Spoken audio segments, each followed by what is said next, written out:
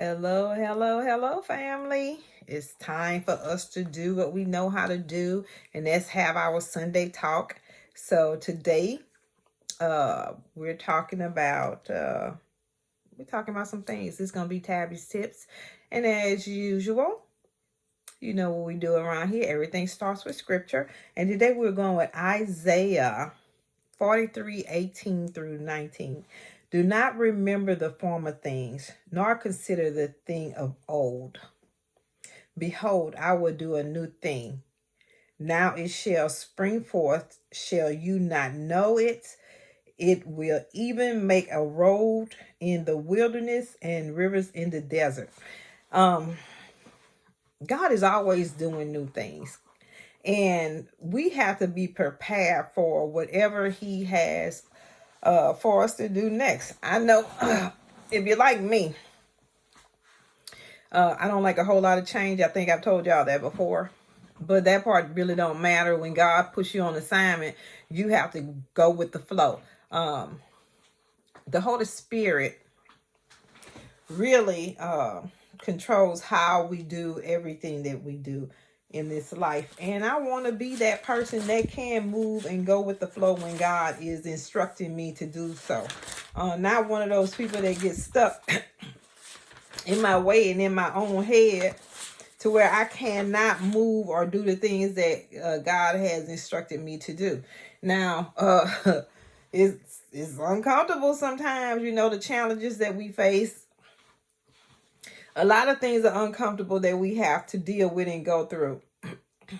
But it's a part of life. If you're going to live this life and walk the Christian walk, then we have to be open to hear from God and what He's telling us to do as we go through, our daily lives and our daily assignments to touch God's people. So if He's saying He's going to do a new thing in you, then you just be open to that new thing that He's going to do. I don't know what's happening sometimes from day to day, but I know this: I want to be in His plans. I want to be operating with whatever His purpose is for my life. It's plain and simple as that. So, behold, I'll do a new thing in you.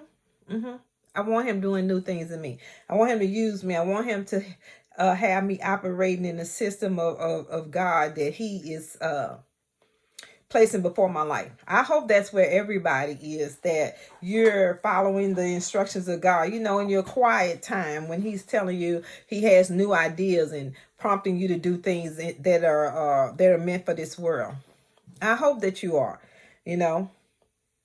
So that's what I have to say about that scripture. So let's jump into some Tabby's tips. I've been thinking, and this, I guess it could fall into I was just thinking as well. Because what I was thinking was, I think God has angels on our side helping us to walk this Christian walk. Because it's not an easy walk to walk. We're going to make mistakes and fall flat on our face sometimes. But thank God He's always placed us a ram in the bush to help us get our footing back. And that is something that I appreciate greatly, because look. The pastor at church said today she wanted me to get rid of my alter ego. And there is an alter ego. She cut up, she do stuff she's not supposed to do. Probably think and feel things that she's not supposed to feel. And and in all truthfulness, I know she exists. I'm trying to get rid of her. I really am. But she will show her ugly face every now and then to try to knock me out of sorts. So I come to a place where I know that I must have peace in my life. I don't know if this is for anybody else, but if without peace I cannot operate. I've told y'all before, I think peace is priceless. I think it's worth more than gold. I think that there are just some things we cannot sacrifice when it comes to our daily lives and what we have to do in our lives while we still here operating on God's earth. We have to operate in peace. And we have to make an effort to identify our goals. Now I'm trying to roll it into Tabby's too. So number one for me is operating in peace and under peace at all times, being in peace. Okay, that's the number one tip for the day. If you operate in peace, your life is going to be much smoother, balanced, and in alignment to what God is trying to get you to do every day of your life. And I think if we make an effort to identify our goals, that we'll be in a place where you're going to see a significant change in your life. If you identify the things that you want to do in life and identify your goals and participate in that manner, it's going to be much easier. And I think God sends guardian angels for us so that they can help us along the way. Because there's nothing we cannot do. There's nothing we cannot do. We are beautifully and wonderfully made. We the masterpieces of God. He has us where if we think it, like my friend says in her organization, if you can conceive it, you can achieve it. And that's just plain and simple. Plain and simple. Sometimes, though, you have to be brave. This is another tip. Be brave when you're stepping out, because all of us experience different things. And I think that God gives us divine energy to be able to withstand some of the challenges that we face in life. Each one of us have something that's trying to be destructive in your life. But if you put your focus on God and what he wants from you, I promise you, you're going to make it much better. It'll be such a great experience for you. It's going to be a whole nother realm of excellence that you're operating under. Truthfulness. And make sure you're on your right path. Sometimes we get lost because end up not being on our right path. You know, you get in the mix of doing something that maybe somebody dropped a little something in your ear. You thought, oh, maybe I want to do that. Then you find out that's nothing that you're interested in. It's not your thing. You don't want to do that. And be open to knowing that it's okay. I thought this was my thing, but it's not my thing. And move on out the way and let the person who is for do their thing. Let them have their, I want to call it a moment in the sun, or their idea achieving. Now, you can help a person if you're in a place where you don't know exactly where you're going and what you're doing there, but until God gives you what you need, you go and celebrate and help somebody else. And I promise you then he going to move you along and help you to get on the path that you need to be on. Okay. And if change is coming in your life, don't be scared. Just be open. Don't be scared of change. If I had to be the person that had to say, hey, change coming and, whatever, I'll be saying, no, please let it stay the same way, God. Please. No, it changes what it's meant to be. Then you just let it change. You fall into, I promise God going to roll you right into where you're supposed to be. I think the reason why a lot of us get stuck in places where we don't make moves is because we're so afraid that what's going to happen is going to be too hard for us. And I think that if everything was easy, everybody would be doing something. But because everything is not easy, people hold back and don't do the necessary things that they need to do. That's the real problem. People are scared of change. Okay.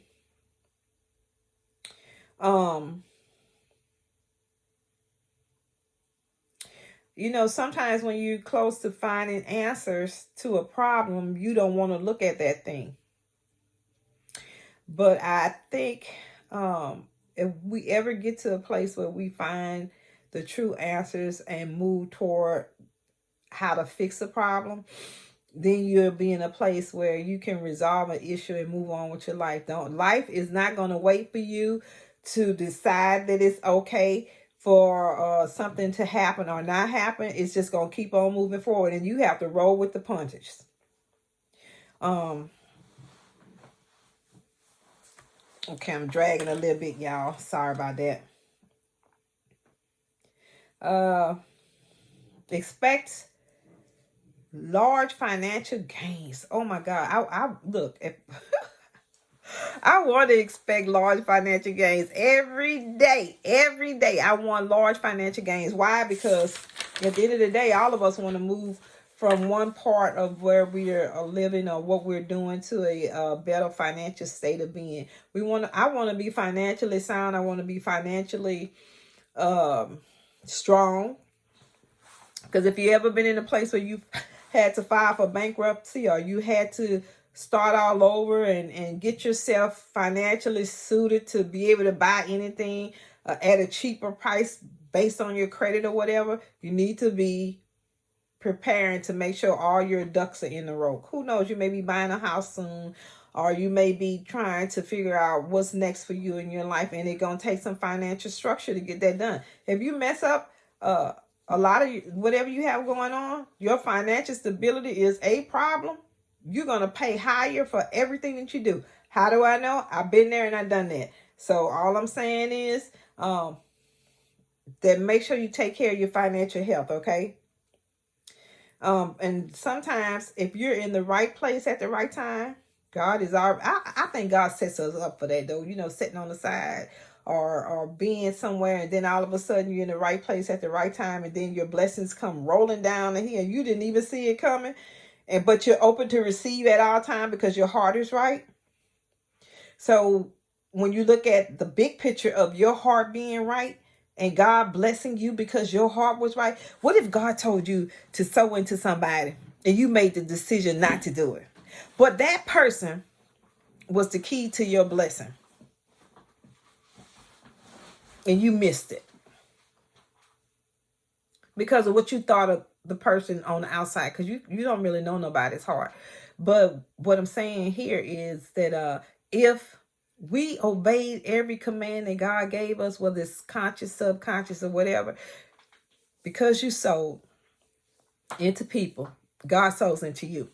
Now, I want to be in a position that when I sow into somebody, not because, you know, I felt like I better had done it or whatever, but you have a heart of compassion for God's people, and when you see somebody in need, you take the time. I don't care if it's $1.50, whatever it is, and He tells you to sow it, then you gotta sow it. It could be your last dollar.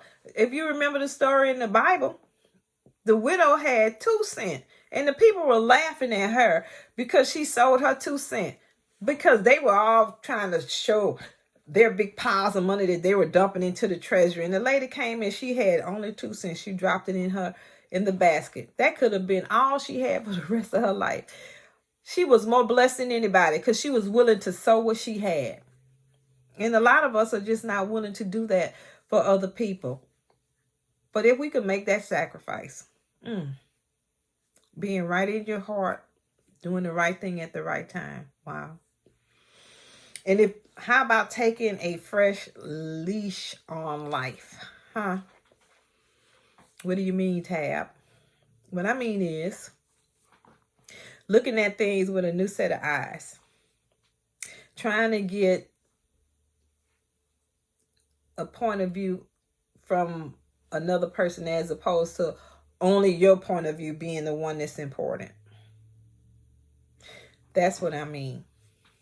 If we could look at things with a fresh set of eyes, sometimes we could see what's going wrong, what's going right, how we could fix it, maybe not. I don't know. But sometimes I always sit back and think that if I'm looking at something with a fresh set of eyes and another person's point of view, then maybe I've missed something. Or then maybe too, I might just need to be quiet and God will reveal everything I need to see. But always having an open mind to be able to just say, yeah, I can see why they feel that way. I can see why it's going that way. I could see how that could happen that way. All of that is based off of us having open mind as Christians, loving each other and treating each other right. Why that could happen that way and how somebody else could think that I'm feeling something strange and it's not true. I can see that. So, but if you look at things with a fresh set of eyes, if somebody else can give you a point of view and you willing to take it and you willing to see that person's point of view, my goodness. Just what if? I was just thinking. And I think too, this is one of the most important things I have to do in my own head is encourage myself. Because we could be down in the dumps and on a roller coaster going up and down, believing this and seeing this, thinking this, and not wanting to, not wanting to understand what's going on. But encourage yourself to be your best. Encourage yourself to do the things that you need to do for you. I was sitting around and I created a journal. Look, y'all, I think I showed y'all, I don't know if I showed it to you or not last time I was on, but I created the journal. I'm about to load it up into KDP on Amazon. I had to do some other little work for it though. It's called the 5-minute journal. And then God just started pouring all kind of ideas out into my head. And because I'm accepting the role that he gave me, what it allows me to do is to God can continue to allow me to create things or pour creative ideas into my head because I've taken action on what he's already given me to do. A lot of us sit on what God gives us and we take it to our grave. That's not my plan. I almost did that a few years back, taking everything God has told me I needed to do and sat on it. I'm not doing that no more because we don't have time for it. God is in the business of producing winners. He's in the business of making sure we do what he says to do. And that's where I want to be. I want to be in his flow. I want to be where he wants me to be. I want to be operating under the guidance of what God is doing in my life. I accept the role of who God says I am. I accept that role. So before I go, though, I want to mention to you guys that I ministered today at church, and God was talking about Operation Love. And Operation Love really checks out where your heart space is located. What are you doing to make sure that you're being compassionate in the kingdom, that you're meeting the needs of God's people and yourself? Because I really believe that we're connected with everything that we do. Our connection point is that we are obligated. We're obligated to touch each other. We're obligated, sorry about that, y'all. We're obligated to be a part of each other's life. If a sister or a brother is going through something and you can't have the compassion to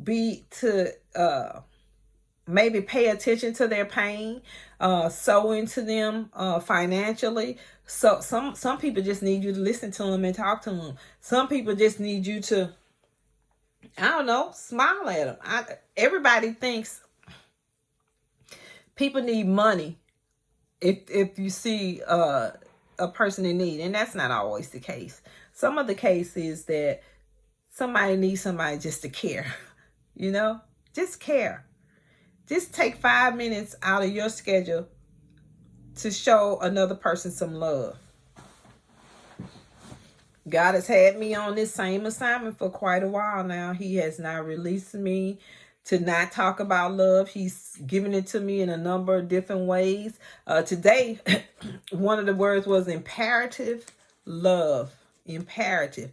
And then it gave me some synonyms to address that same thing on how imperative love works. Meaning that you have to be bossy. Be bossy about your love. Be bossy. Go make a person know that, hey, I love you like that because I love me like that. The whole purpose of love in the process of what God is saying to do is that we have to love ourselves enough to love somebody else. Remember, everything that he does starts with you first or me first. I can't give you what I don't have. I always tell y'all that. So I want to love myself 150%. The 100 is for me. The 50 is for you. So if he can allow me to love myself 200%, then we both getting 100%, right? 100 for me, 100 for you. We don't operate on nothing short of that. We just don't. And I'm telling you, that God is the author and the finisher of everything that we do. He loves us like that. And because we are the bride of Christ, He the lover of our souls, it's our responsibility to take care of His people. So, y'all know I love y'all. I come here Sundays just to let you know that I do. And it takes time.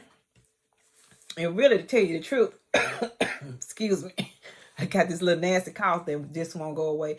But it takes time to kind of look half decent to come on here and talk to y'all. I know 1 or 2 times I came and I wasn't all cute, but I want to make sure that when I'm presenting myself, I'm doing it in excellence. So I love y'all. I really, really, really do. I'm telling you, I love y'all because I love me. And we'll be talking next Sunday. All right? So y'all have a fantastic week. Go out and be compassionate and show love. Show fearless love to the people out there. Show them some love. Move whatever that infection is that's in your body out the way. And show God's people the kind of love that He expects, the kind of love that He sent Jesus to give to us, okay? That's not hard, y'all. We got to get that alter ego out the way. Get that out the way, and the rest going to be easy. It's going to be easy. So, I love you guys. I love you. I do. Bye.